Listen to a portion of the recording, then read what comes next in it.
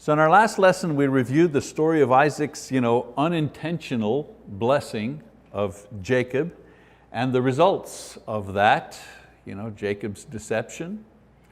And of course, what happened after? Well, Esau's ready to kill his brother, so there's negative fallout there. Jacob is sent away for his own protection, and hopefully with the hope that he might find a wife among among Rebekah's relatives. And of course, Isaac himself is rebuked by God for his rebellion. So today we're going to get a close-up of Jacob and his 20-year separation from his family. So let's open to Genesis 28 and begin reading in verse 1. It says, "So Isaac called Jacob and blessed him and charged him and said to him, 'You shall not take a wife from the daughters of Canaan. Arise, go to Paddan Aram, to the house of Bethuel, your mother's father, and from there take to yourself a wife from the daughters of Laban, your mother's brother. May God Almighty bless you and make you fruitful and multiply you, that you may become a company of peoples. May He also give you the blessing of Abraham to you and to your descendants with you, that you may possess the land of your sojournings, which God gave to Abraham.' Then Isaac sent Jacob away, and he went to Paddan Aram to Laban, son of Bethuel the Aramean, the brother of Rebekah, the mother of Jacob and Esau." So interesting thing that's happening here, if you notice, you're wondering, well, wait a minute, I thought he gave him the blessing. What's he doing giving him another blessing? Well, I think that once Isaac realizes that he has been thwarting the will of God with his stubbornness, he reissues the blessing as well as gives Jacob specific instructions about finding a wife. Before, Jacob received the blessing by deceit. Isaac had given it unintentionally, thinking he was giving it to Esau. But now that Isaac's eyes are open, he's kind of come to himself a little bit, he realizes that he's been fighting God's will. Now he gives the blessing openly and freely, and he uses the terms much more in line with the terms that were originally used in giving Abraham the blessing. You see what I'm saying? Note also that Isaac instructs his son to take a wife from among his mother's family, and of course hoping that he will find a believing spouse. He's already had the problem with Esau marrying pagan women. This time he gets a little more specific with Jacob as far as his instructions in finding a wife. So let's keep reading verses 6 to 9. It says, "Now Esau saw that Isaac had blessed Jacob and sent him away to Paddan Aram to take to himself a wife from there. And that when he blessed him, he charged him, saying, 'You shall not take a wife from the daughters of Canaan.'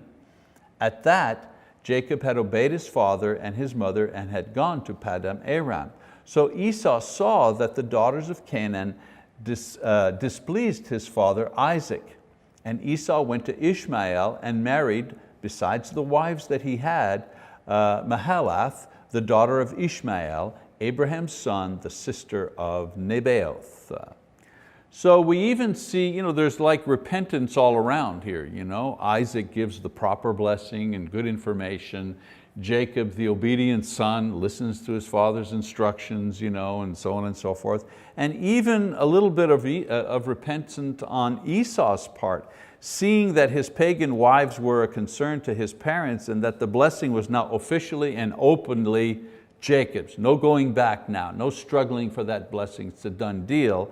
He goes and marries someone more suitable and closer in kinship to Isaac. He marries Ishmael's daughter, his uncle's daughter, like a niece. So he marries closer to the family, not some foreign pagan woman. So we even see a change in heart in Esau to a certain extent. Of course, this is too little and too late, but it does indicate that Esau also was subdued by some of the events that took place. Let's keep reading. An interesting, fascinating passage now, Jacob's ladder. We'll read about that in verse 10. It says, "Then Jacob departed from Beersheba and went toward Haran. He came to a certain place and spent the night there because the sun had set. And he took one of the stones of the place and put it under his head and lay down in that place. He had a dream, and behold, a ladder was set on the earth with its top reaching to heaven, and behold, the angels of God were ascending and descending on it. A little more. It says, and behold, the Lord stood above it and said, I am the Lord, the God of your father Abraham and the God of Isaac. The land on which you lie, I will give it to you and to your descendants. Your descendants will also be like the dust of the earth, and you will be spread out to the west and to the east and to the north and to the south. And in you and in your descendants shall all the families of the earth be blessed. Behold, I am with you and will keep you wherever you go and will bring you back to this land, for I will not leave you until I have done what I have promised you. So Jacob is alone. Try to imagine the human side of this here. He's not a man of the fields like his brother. His brother could go on a trip like this, man of the fields, a hunter, comfortable in the outdoors. Jacob, it says he was a man of the tents. He wasn't an outdoorsman type. He's never been away from home, close to his mother, and now he's on the run from his brother. Now this passage here describes the first of 8 appearances of God to Jacob. It's amazing when you think about it, 8 times. God appeared to Jacob more than He appeared to Paul the Apostle, that we know of anyways. Okay. God had appeared to Abraham, He had appeared to Isaac, and now He appears to Jacob. These were the 3 that had the blessing. And He also does so in a dream, and in the appearance He reconfirms the blessings that were pronounced upon him by his father. I mean, his father said it, and that could be encouraging, but the fact that God confirmed the fact that he had the blessing, this is what gave him a spiritual encouragement. So in his mind there would be no doubt that despite his poor method, he did have and he would keep the blessing. Because I mean, a guy would start second guessing himself after a while, right? Man, my mother and I conspired to trick my brother and deceive my father to get the blessing. And now I am on the run by myself, alone on the road, going to a place I've never been to. I wonder if God is really with me on this deal. I wonder if it's just, it's all in my own mind. And so God appears to him to reassure him that the blessing really does belong for him. Now, the imagery of the dream with a ladder, it's the only time, by the way, that word is mentioned in the entire Bible, ladder, with angels going up and down. What an amazing image. But in the Bible, images mean things. They're types. They point us to certain ideas. So this imagery suggests and teaches several things. First of all, it suggests that there is movement between the spiritual world and the physical world. Because what does a ladder do? It connects you to something that's out of reach, whether it be a tree or whatever. You use a ladder to get to a place that you can't get to just standing. And so the idea is that in the dream, the ladder connects heaven and earth, okay? And that there is a connection between heaven and earth. Secondly, it demonstrates that angels' tasks are to move between heaven and the world to minister to those who are part of the promise. The angels don't minister to sinners. The angels don't minister to unbelievers and pagans. They minister to those who are heirs of the promise. And we learn more specific details later on about angels, 2 Kings, Daniel 9, Mark 1, and so on and so forth. We see the appearances of the angels to Mary and to Joseph, and we see them ministering to Jesus Himself. But this is an early indication of this phenomenon. There had been no teaching about this. There had been no understanding about this idea specifically until we see it appear. And then thirdly, the ladder or the link between the two is Christ. In John, and I don't have this on the board, I'll just read it from my Bible. In John chapter 1, verse 51, Jesus says to him, it says, Jesus said to him, "Truly, truly, I say to you, you will see the heavens open and the angels of God ascending and descending on the Son of Man." So there's an allusion, if you wish, to that Old Testament passage there. What do we call those? We call them types, right? And there's a type, but a very obscure one, if you wish. It's not that clear. But Jesus mentions this up and down situation with the angels moving between heaven and earth.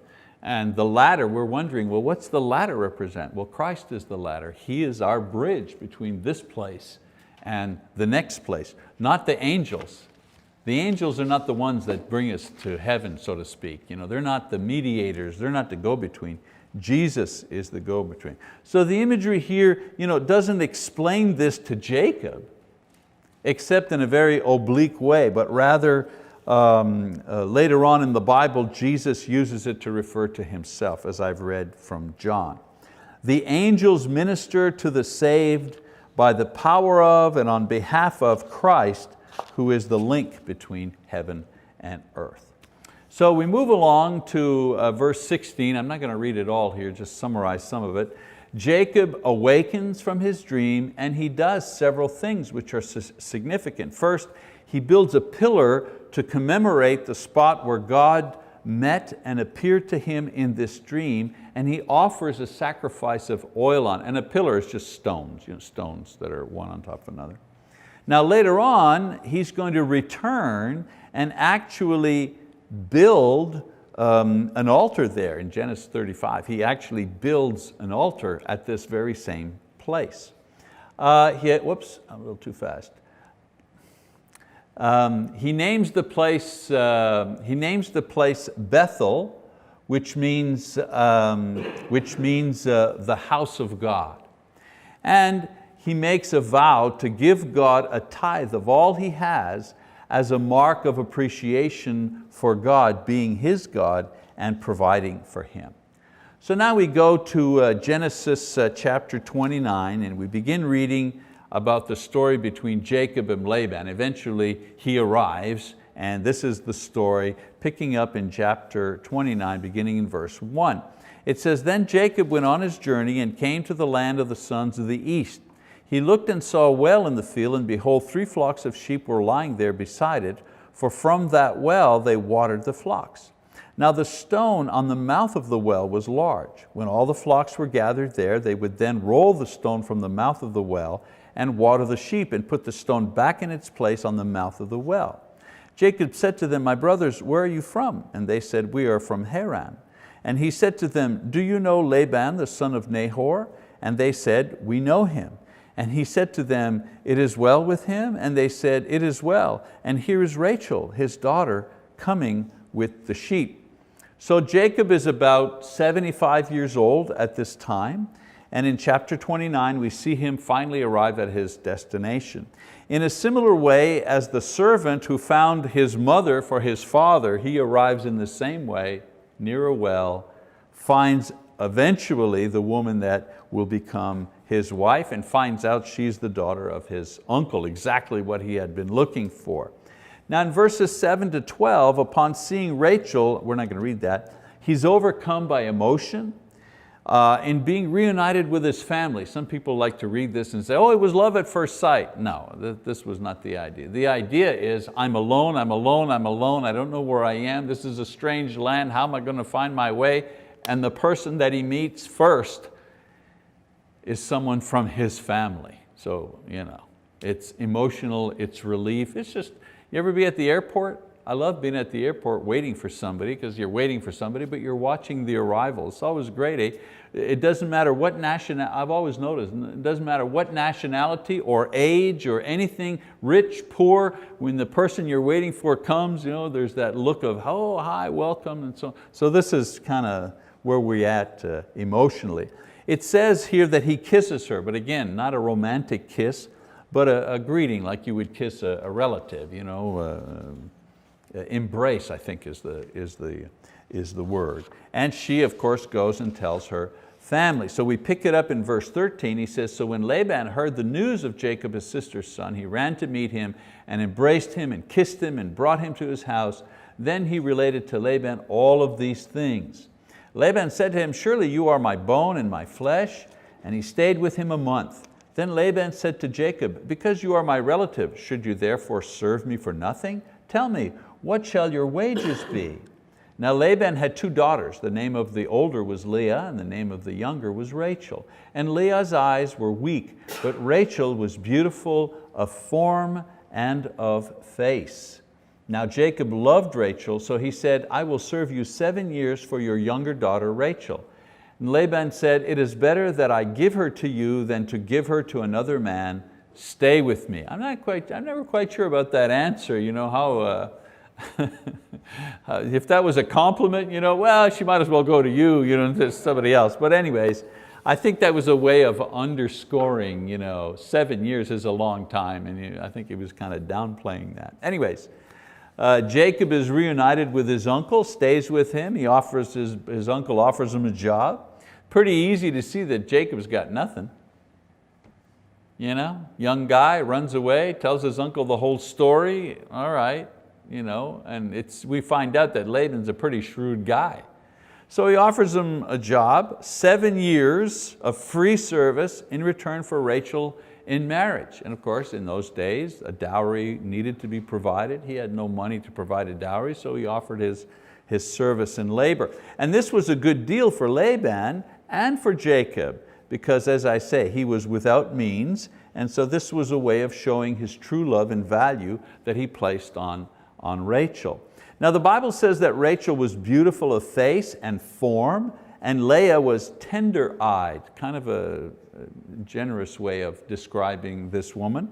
Weak eyes, it meant she was homely. She was a homely woman. She was not a beautiful woman like her sister. Tender in nature. So we keep reading about this story. It says, so Jacob served 7 years for Rachel, and they seemed to him but a few days because of his love for her. Then Jacob said to Laban, give me my wife, for my time is completed that I may go into her. Laban gathered all the men of the place and made a feast. Now in the evening he took his daughter Leah and brought her to him, and Jacob went in to her.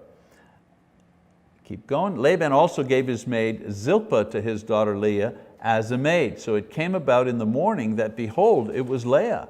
And he said to Laban, what is this you have done to me? Was it not for Rachel that I served with you? Why then have you deceived me? Keep reading some more. But Laban said, it is not the practice in our place to marry off the younger before the firstborn. Complete the week of this one, and we will give you the other one for the service which you shall serve with me for another 7 years. Jacob did so and completed her week, and he gave him his daughter Rachel as his wife. Laban also gave his maid Bilhah to his daughter Rachel as her maid. So Jacob went into Rachel also, and indeed he loved Rachel more than Leah, and he served with Laban for another 7 years. Wow. Interesting that Laban doesn't make a move to fulfill his part of the bargain until Jacob insists on it. Notice that at the very beginning? Jacob has to go to Laban and say, hey, what gives? I've been working for you for 7 years, nothing's happening. Oh yeah, oh yes, the 7, sure, we got to do something about that. I mean, that should have been the red flag right there. I mean, that type of character, haven't we seen that at work with our managers or supervisors, or whatever, who have given us a lot of talk up front about what a great job we're doing, and yes sir, we're going to be taking care of you and this and that, and they're always putting you off. So that part of human nature, that doesn't change. Jacob, of course, is deceived in the same way as his father was deceived. There's the justice, there's some sort of justice there. He's deceived in the same way his father was deceived. He was blinded by love. Isaac was blinded by his love of his son Esau and his virility. He was his favorite son. And Jacob is blinded by his love. After 7 years of waiting, he may not have been paying too much attention. I think he may have been eager to have his wife. And again, that's human nature, absolutely. Leah could have been dressed and perfumed. They didn't wear short shorts and t-shirts in those days. The women were well covered and so on and so forth. And some perfume and not to mention the obvious, contact in the darkness after a feast. Do you think any wine had been drunk at that feast? So we wonder, how could he have made such a mistake? Well, it wasn't like us. Your bride walks down the aisle, for sure you're going to recognize who she is, but that's not the way they did things. So, and in the same way, his father Isaac had feasted before giving the blessing to the wrong son. So there's a parallel there, the old story, what goes around comes around, so it's coming around to Jacob. So anyways, he confronts Laban, and Laban justifies his actions based on custom. There's no apology, nothing. He says, well, what's the big deal? That's the way we do things around here.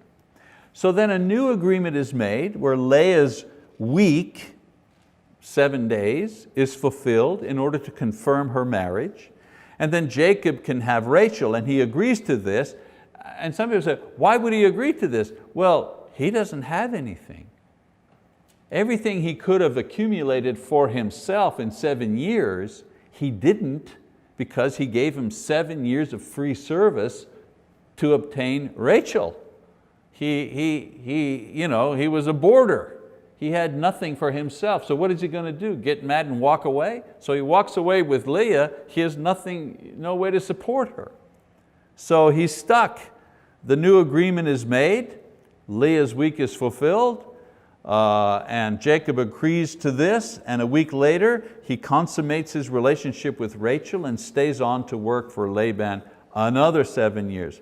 Some interesting points about this as well. Let's remember, yes, he loved Rachel more than Leah, but he loved Leah too. He didn't not love her, he just loved Rachel more. And then of course Jacob could have rejected Leah, but instead he forgave her. And he honored her. And that speaks a lot about his character. He could have, once he had Rachel, said, okay, you're going to go sleep out in the garage. And don't talk to me, just do your chores and just leave us alone. But he didn't do that. If we continue reading the story, she was included in the family. She was a wife, and he treated her as a wife. And of course, there's no mention of it, but there must have been great suffering on Rachel's part because she was deceived as well. We always say, oh, poor Jacob, he had to wait. Well, yeah, poor Rachel, she had to wait too. She's a human being as well, but she also accepted the circumstances. So the next verses describe the birth of Jacob's 12 sons by Leah and Rachel and their maids. This was not adultery, some people might think, because both women were his legal wives, and any children he had with the maids were all legally his according to the custom of the time. It's a touchy subject. This was polygamy, there's no way around it. He had 2 wives, 2 concubines. But in the time before Moses, although it was not according to God's original command in the garden and his later commands to Moses, God permitted it at the time. Okay? Notice Esau was condemned for marrying pagan women, not for marrying 2 women. And Jacob was never condemned, even rebuked for having 2 wives and even the 2 concubines. God never rebuked him for that. However, the unnaturalness of it becomes evident when we see the problems that arise. Never mind being rebuked. If you see the whole story of Jacob, you see how, man, this thing, it can't work, and it doesn't work. So we look in 31, it says, now the Lord saw that Leah was unloved, and he opened her womb, but Rachel was barren. Leah conceived, bore a son, and named him Reuben. For she said, because the Lord has seen my affliction, surely now my husband will love me. Then she conceived again and bore a son and said, because the Lord has heard that I am unloved, He has therefore given me this son also. So she named him Simeon. She conceived again and bore a son and said, now this time my husband will become attached to me because I have borne him 3 sons. Therefore he was named Levi. And she conceived again and bore a son and said, this time I will praise the Lord. Therefore she named him Judah. Then she stopped bearing children. So Leah is hated in the sense that she's not the favorite. So God enables her to conceive in rapid succession. Her fertility raises her worth and her attraction to her husband. Her husband wants children, and she's producing these children. So she names her children accordingly. Reuben means behold a son. I've given you a son. Simeon means hearing. God has heard me, He's answered my prayer. Levi means attachment. Not the child will be attached to me, my husband will be attached to me. I've given him 3 sons. And finally, Judah, which means praise. Not praise for the child or the mother, but praise for God, for what He has done for her. She's the unloved and homely one, but God has given her four sons. What I find amazing is that Levi, who would become from that tribe the high priest, and Judah, from whose tribe the Savior would come, both come from Leah. That's just an amazing thing, God, just how He works. So we see in her attitude and the names that she gives her sons that she, Leah, she loves Jacob. She actually loves him. And she desires him to be near her, and that she is also a spiritual woman who has faith and trust in God. She's trusting in God, boy. She's putting her case before Him. So we keep going in chapter 30. It says, now when Rachel saw that she bore Jacob no children, she became jealous of her sister, and she said to Jacob, give me children or else I die. Then Jacob's anger burned against Rachel, and he said, am I in the place of God? Who has withheld from you the fruit of the womb? She said, here's my maid Bilhah, go into her that she may bear on my knees, that through her I too may have children. So she gave him her maid Bilhah as a wife, and Jacob went into her. Bilhah conceived and bore Jacob a son. Keep going. Then Rachel said, God has vindicated me and has indeed heard my voice and has given me a son. Therefore she named him Dan. Rachel's maid Bilhah conceived again and bore Jacob a second son. So Rachel said, with mighty wrestlings I have wrestled with my sister, and I have indeed prevailed. And she named him Naphtali. So Rachel is jealous. She had to wait for her sister to marry, and now her sister is having 4 children with her original husband. Talk about bitterness. So their argument leads to Jacob's statement that God is the one who's holding back her womb, not him. Obviously, they're having conjugal intimacy together, and no children are coming. So she tests this by giving her maid, like Sarah had done before her, in order to see if God will answer her prayers for a child. Remember, she prays to God, give me a child, and she gives the maid to her husband, and God allows that child to be born, and she calls him Dan, which means justice. And in her mind, she is justified. I did the right thing. I've got a child. This is my child. Legally, it was her child. And then she has another child through her maid, Naphtali. His name means wrestlings, signifying the struggle she's had, not with God, but with Leah.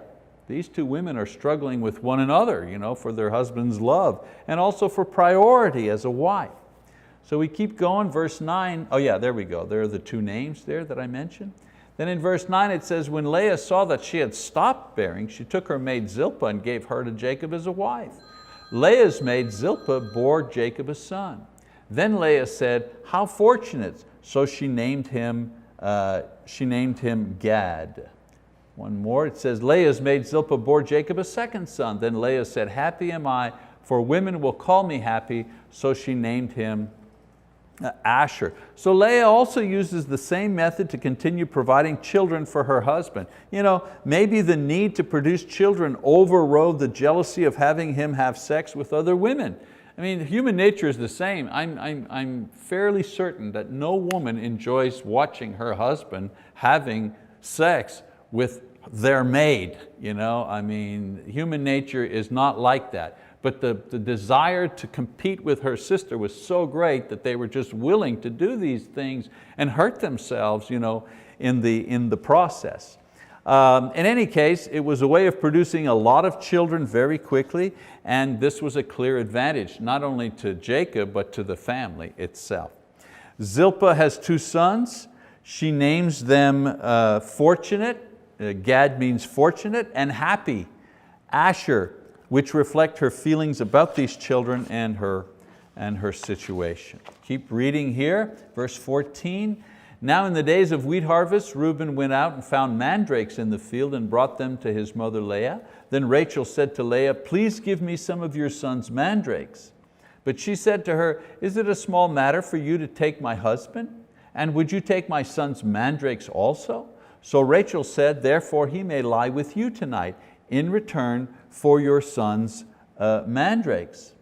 When Jacob came in from the field in the evening, then Leah went out to meet him and said, you must come in to me, for I have surely hired you with my son's mandrakes. So he lay with her that night. God gave heed to Leah, and she conceived and bore Jacob a 5th son. Then Leah said, God has given me my wages because I gave my maid to my husband. So she named him Issachar. Leah conceived again and bore a 6th son to Jacob. Then Leah said, God has endowed me with a good gift. Now my husband will dwell with me because I have borne him 6 sons. So she named him Zebulun. Afterward, she bore a daughter and named her Dinah. So what's the mandrake? The mandrake is a small kind of orange-colored berry-like fruit. It was prized in the ancient world as an aphrodisiac and a fertility inducer. And some parts of it, the roots, were used many times as a narcotic. It was sometimes called the love apple, or the May apple. Now Reuben, Leah's son, finds some, and Rachel makes a deal with Leah to send Jacob to her in exchange for these, this love fruit here. Now Jacob was spending more time with Rachel and the maid than with Leah. You see the competition, back and forth, always fighting. And of course Jacob, okay, you're not sleeping with me tonight, you're going over to the other tent, okay. Somehow he's not being very, very forthcoming here, or he's not setting down any rules, I guess.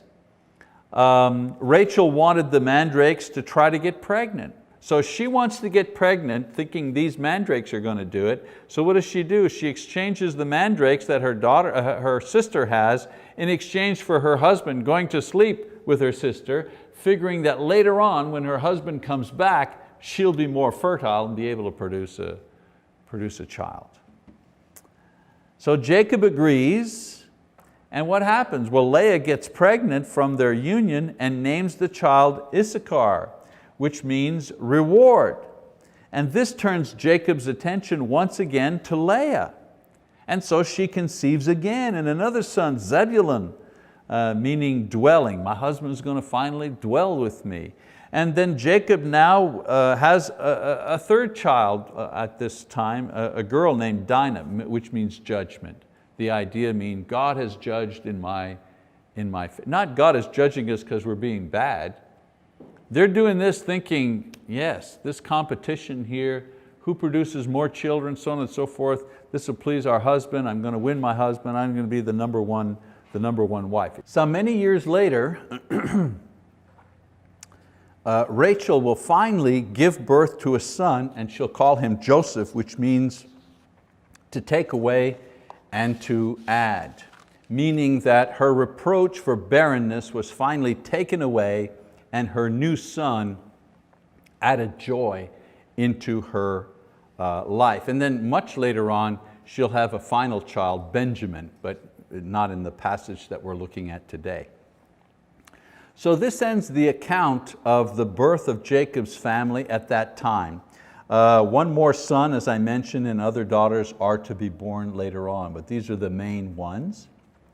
So I put them down this way to show you, as far as production is concerned, Leah is the hands down winner, you know what I'm saying? Reuben, Simeon, Levi, Judah, Issachar, Zebulun, Dinah. She conceived and bore those children, and then her maid, Gad and Asher. And then of course on Rachel's side, Joseph and Benjamin, the two children, and with her maid, 2 other children. So 4, she has 4 and the other one has the rest. So next time we're going to look at when Jacob finally leaves Laban. We're going to fast forward a couple of years and do that. Sometimes when you read these passages, these chapters, it's easy to kind of just zip through these here because it's just, okay, this woman had this baby, and then this one had this baby, and it goes back and forth. And it's just a battle between 2 women. But I think there's some lessons that we can learn just from this episode, and I want to share those with you. First lesson is that God is interested in your problem, whatever your problem is. Jacob was alone, he was unsure, so God appears to him personally to reconfirm the blessing and to help him get through that difficult moment. That was it. He must have felt like the most alone guy in the world at that moment. Leah, she was unloved and she didn't have the physical beauty to attract her husband. And she was now married to him. You ever think that maybe Leah didn't want to marry this guy? Maybe, but in those days, she didn't have a say in that. Her father said, or her older brother, I suppose, this is what you're going to do, and that was it. And maybe she felt desperate. I'm not attractive, perhaps I won't be able to get a husband for myself, and she went along with a kind of a bad deal. And then Rachel, how do you think she felt? Cheated. Cheated by her own family and her own sister, robbing her of her wedding night. Wow, what a grudge to carry your whole life. And then on top of that, not being able to have children while your sister is just having one child after another. So each of these people received some succor, some satisfaction from God for their particular problem. Certainly Jacob was cured of his loneliness. He had plenty of women in his life and children. And Leah, in a sense, her life was enriched by having these children. She couldn't see the future, but look at her children. The Messiah comes through her children. The high priest comes through her children. And Rachel also has a son, Joseph, who God used to save the whole family. The whole promise was saved through Joseph. So I'm saying that God is interested in your problem, my problem. No problem's too difficult. And I think we believe that, but also no problem is too insignificant. I have not heard many times in my ministry career someone say to me, oh, I don't think God can handle this problem. I haven't heard that a lot, but what I have heard a lot is, God, I don't want to bother him with this thing. This is too small. This is too petty. This is just my thing, and there are wars, there are children dying, and so on and so forth. Why would he want to listen to me? Well, these people, this was their own personal little problem, and Leah, her problem was, I'm not as beautiful as my sister. And God, God came to her rescue. And so I think we need to remember, nothing is too human for him to intervene, because he created human beings and he understands human beings. Secondly, another lesson, giving is part of thanksgiving. Jacob's reaction to God's appearance was not only praise and prayer, but he dedicated himself to giving 1/10 of what he had to God as a sign of his gratitude. So there was no law, by the way, at that time that said you had to give 10% of your earnings or whatever, your wealth. It was simply the natural reaction of a happy and a grateful heart. So there's no real thanks without giving. That's why the offering is part of worship. We give thanks and we praise and and then we have an offering. Why? Because that kind of is the concrete way that we demonstrate the praise and the thanks that we have. So what we put in the offering signifies how sincere our praise really is. And then finally, roll with the punches. Roll with the punches. We have ordinary people facing extraordinary situations caused by their own sins or the sins of other people. Jacob and Rachel were robbed of their wedding night, Leah's humiliating marriage, Jacob's additional 7 years of work, not fair, not nice, not good, a strange blended family that they all lived in, kind of a weird thing to be part of. But they didn't allow a single bad or inconvenient thing to totally destroy them and to destroy their faith in God. I want you to note that each of them competed and were in conflict with the other, and yet they kept calling on God as individuals for help. So maybe the point I'm trying to make is that God's people, we roll with the punches, knowing that the objective is not to win every round, the objective is to finish the fight. We can lose every single round and still win the fight if we're standing at the end. I tell people that. Lose every round, but if you're still standing at the end, you get the victory. Through Christ, we can roll with the punches when the going is rough and still finish as victors in the end. And Jacob's a marvelous man. He did a lot of things wrong, but you see that he does have a victory at the end of his life. Okay, so there are the births, the many births of Jacob's wives and maids.